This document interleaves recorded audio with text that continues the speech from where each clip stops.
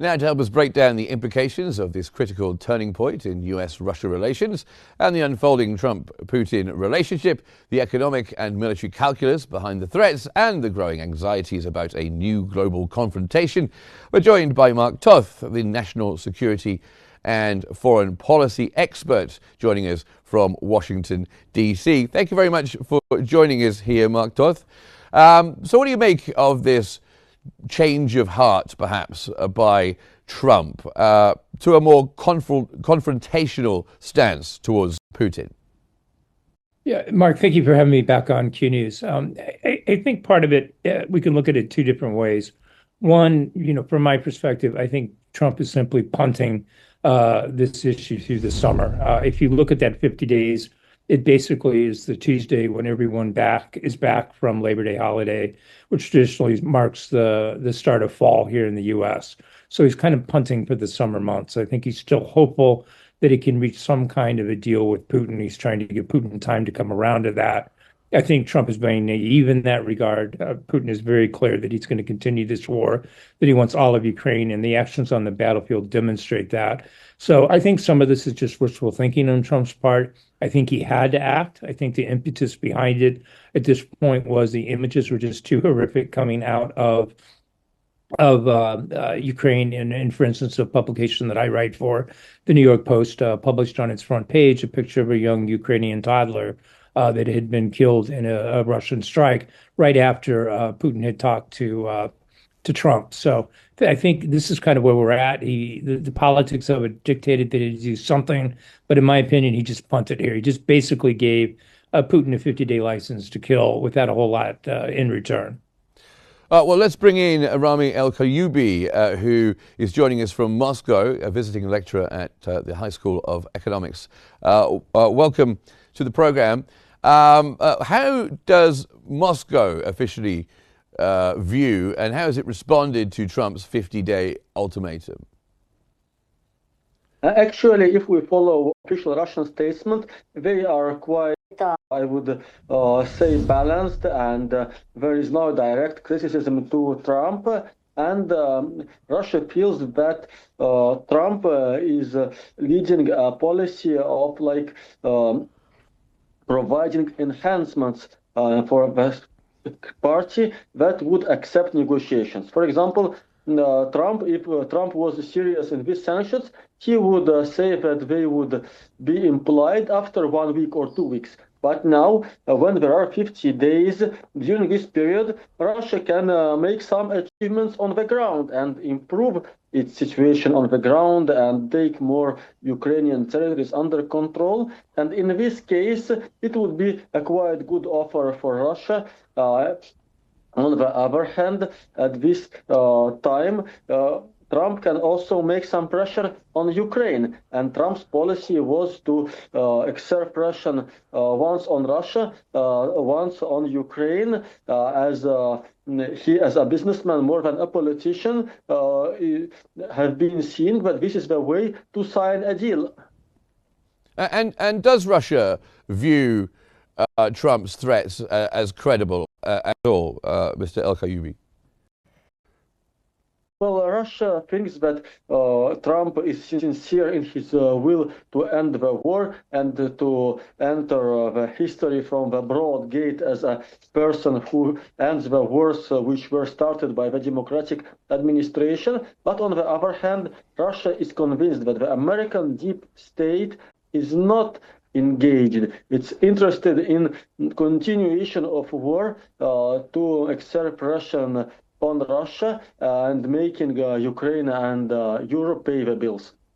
And Mark Toth, are the potential sanctions credible at all? And what's the significance of sanctioning Russian exports to China and India as proposed?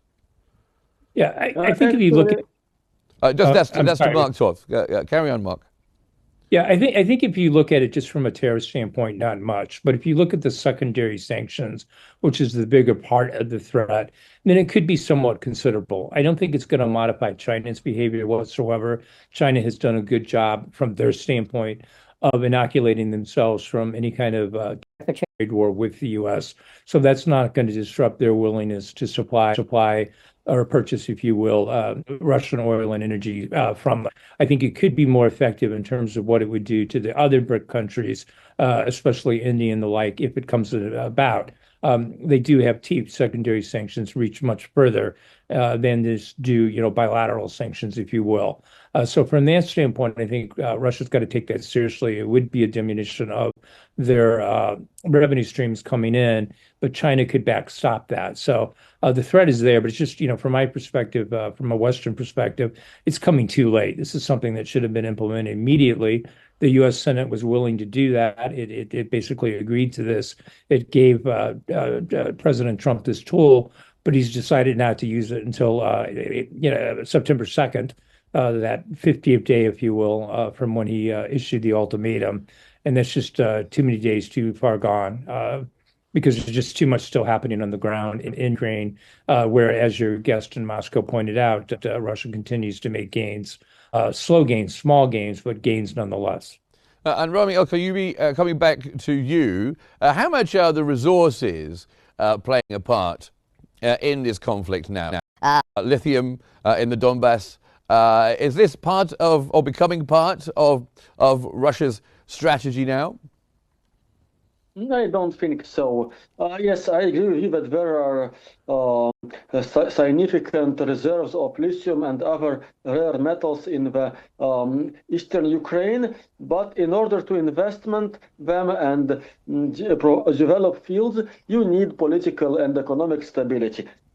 You need private sector's investments. And it's hard to imagine that some American, European, Ukrainian, or even Russian private investors would go to an area in the gray zone of international law. So apparently this might be a factor on the long term, but right now this is not a question at stake. And Mark Toth, when it comes to the end of this 50 day idea, and when we get to the end of the 50 days, could we see a situation, in your view, of any kind of direct confrontation if the ceasefire doesn't materialize between NATO and Russia? Yeah, it's a fair question. I doubt it. Look, there is a school of thought there that China, in terms of what it wants to accomplish in Taiwan, might convince Putin to do something like that. But at this point, NATO's air power is too strong. Putin would be ill-advised to do that. It would not end well for him. He cannot confront NATO forces. So no matter what kind of rhetoric may come out of Moscow and nuking this, nuking that, or attacking this NATO state or that, I mean, at this point, Russia can't even effectively, absent nuclear weapons, protect the Kaliningrad exclave that they have by Lithuania and Poland. And so that's just talk. I don't see that happening. Now, if Russia were to introduce something like tactical nukes, et cetera, onto the battlefield in Ukraine, then yes, you would see NATO reacting to that because they've made it very clear early on in this war that tactical nukes would be a red line for NATO and that they're not going to see Eastern Europe, have nuclear weapons launched into it. So, but I doubt it. It's a fair question that you're asking, but I doubt that we see a direct clash. Sorry, go on. Yeah. Go on. Yeah, no, I do think this is World War III. I've written extensively about that. I've said it on CNN, on Fox News, the Daily Mail in London. I do think this is a Third World War, but it's not what Hollywood's version of it looks like. It's war by 1,000 cuts, so it's very asymmetrical. It's taking place on different points of the world, the Sahel and Africa, just recently in the Mideast, and then obviously what we're seeing here in Ukraine. And Ramy Kalyouby, what do you think? Do you think Putin would ever risk further escalation, or is he too smart for that? I think Russia will continue escalation on the middle term. And actually, New York Times mentioned that now the Russian progress on the ground is the fastest since a few years. So in this case, from the point of view of Russia, it's better to achieve more progress on the ground and then to start negotiations from strong position, not from equal position like the situation is now. So what are the potential scenarios, Mark Toth, if at the end of the 50 days Putin decides not to play ball and doesn't carry through with arranging some kind of ceasefire, do you think Trump will carry out his threats? And where do we go from there? I think politically he might be forced to. Look, if you look at it from a military standpoint on the ground, Russia is slowly making gains, but we're talking small gains. In certain regions, it's 1.5 kilometers a day. In others, it's up to five. And I mean, sorry, square kilometers. In other instances, it's 5.5 square kilometers. But basically, still from a military standpoint, that's a soldier base, right? That's one step forward in terms of what they're being able to gain. It's not measured in tires. It's not measured in sweeping maneuvers that you're used to seeing on the battlefield, where tanks take 50 kilometers in a day. So I think what we'll see at the battlefield is that Russia will continue to make these incremental gains. There's concern from the Ukrainian side that Pokrovsk is about to fall. That's a key mining town in southern Ukraine, closer to the Donbass, where Russia's been trying to envelop it for some time. I think we'll see that. But I think politically, Trump's going to find himself in a different environment in the U.S. Since he authorized this defensive aid, the Patriot systems, et cetera, being opened back up to Ukraine. Republican support has gone through the roof, including his base, the MAGA base, for supporting Ukraine. So I think Trump may be wanting this to go in a different direction, but I think his base is going in another, and that there's a groundswell of support again for Ukraine. It's bipartisan now in the U.S. And in the vote, just real quickly here, a vote in the U.S. Senate last night to squash a resolution that would have ended U.S.-Ukraine aid failed, and by a large margin. Both Republicans and Democrats voted against it. So the support for Ukraine now is stronger than ever at this point. I'll stay with you, Mark. It does seem that Trump seems to be the last person to realize that Putin perhaps isn't serious, really, in having a ceasefire.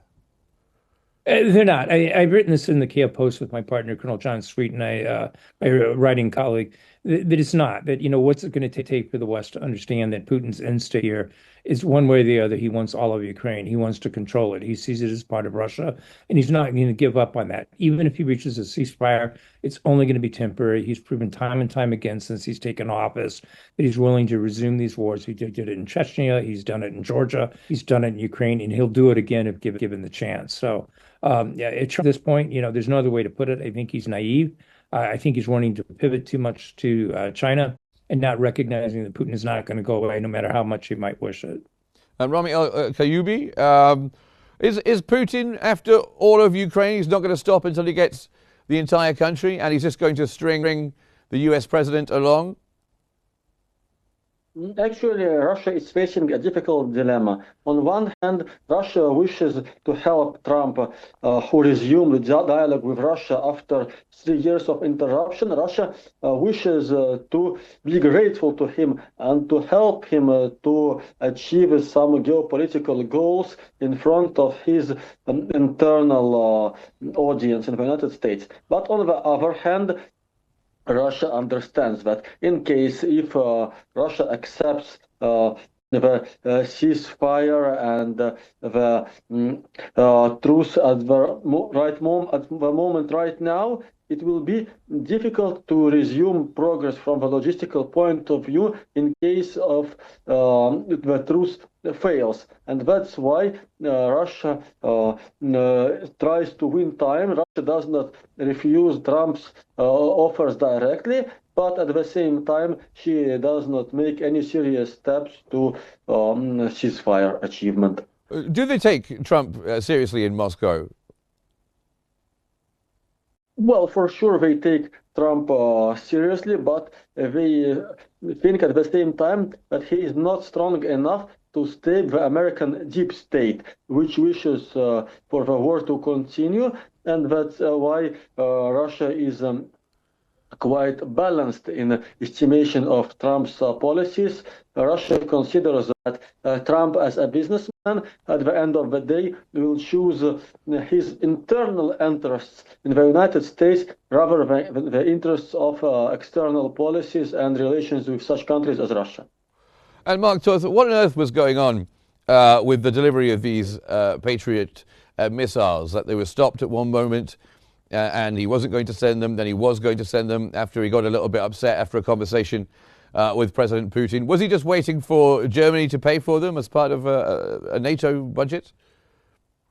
I think that's his way of being hands off and creating distance so that he can still plausibly negotiate with Putin, saying, "Look, all right, we're supplying this, but it's coming through Europe." So I mean, there's some of that. There's a little bit of kabuki theater going on there.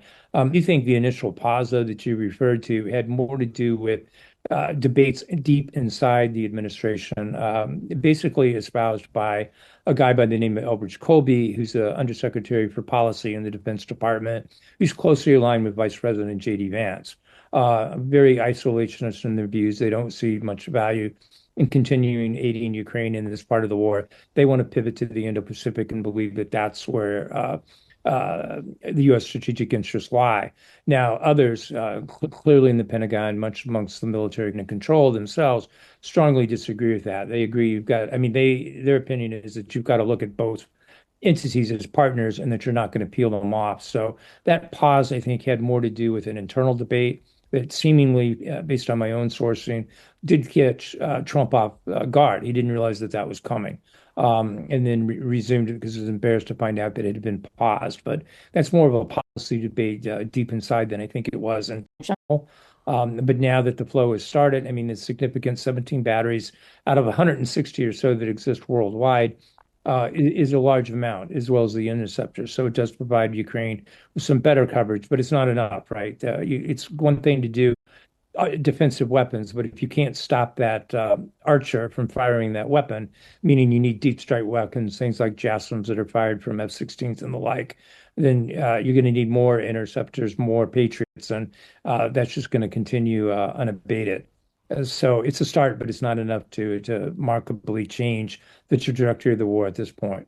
Well, you mentioned before that there's been a change, or perhaps a more vocal support for Ukraine from the Republican Party, from his base, than there has been before. Why do you think that is?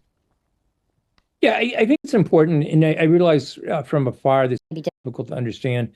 You have to kind of separate the MAGA influencers, the Joe Rogans and the like, the Tucker Carlsons, who are pushing a narrative.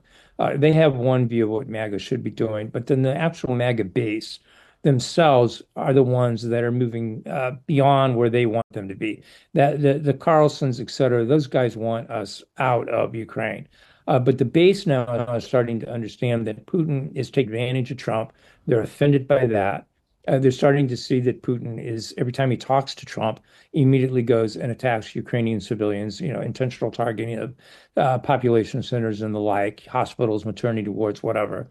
And that's wearing thin on them. And so that movement is coming from a standpoint of empathy with what the Ukrainian people are enduring with these attacks. Because so many of these attacks, from a military standpoint, what I do in terms of analysis, what Russia's doing makes no sense. They're trying the same thing that Hitler did in World War II, which was to attack London, to do terror attacks. The same thing that the Germans tried to do, the Nazis did to Russia, but they don't work. They just don't, these kind of terror tactics. So they make no sense from a military standpoint, but they are changing public opinion in a way that Russia probably doesn't fully realize yet in the U.S., that's saying, hey, enough is enough. We're not going to see innocent people continually bombed this way by Russian drones and ballistic missiles. Yes, it does seem like the Tucker Carlson side of things, when he was going shopping in Moscow and praising Russia, has subsided somewhat. I'll come back to you, Ramy Kalyouby. When it comes to sanctions on Russia, how are they being absorbed? Are they under pressure from the sanctions that they already have? Is Russia hurting from the sanctions? Actually, Russia suffered a bit from the sanctions, but at the same time, the Russian economy did not collapse. The sanctions imposed against Russia are not international, as they didn't go through the Security Council when they would be vetoed by China. And so from the point of view of Russia, these are one-party sanctions, and they are not compulsory for non-Western countries. And during the last few years, Russia developed economic ties with China, with India, with Arab and African countries, and actually now the majority of the population is concentrated in these countries. That's why Russia now exports its oil to India, to China, to Turkey, and they develops trade and investments with the Arab countries. And after 3 years, it became clear that such a big country as Russia cannot be erased from the world economic map. What do you think, Mark Toth? Do you think the effects, the sanctions that Western allies have already put on Russia, do they have much of an effect, or do Russia manage to get round them? Yeah, they do have an effect, but like any dictatorial state, they're very good about controlling their economy. They've turned it into a war economy, so it's basically on a war footing.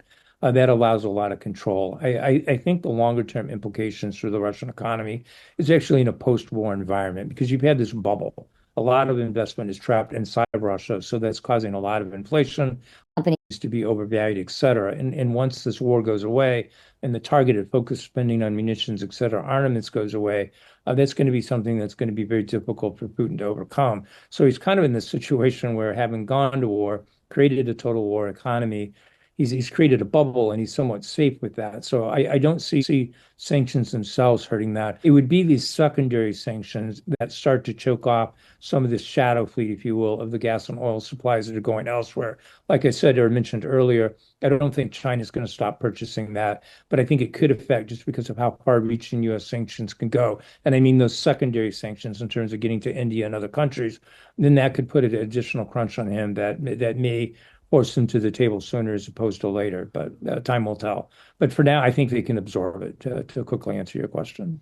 And Ramy, Kalyouby in Moscow, how is Russia going to spend this 50-day window? Is it going to hit harder, try and consolidate their gains rather than any kind of thought to negotiation?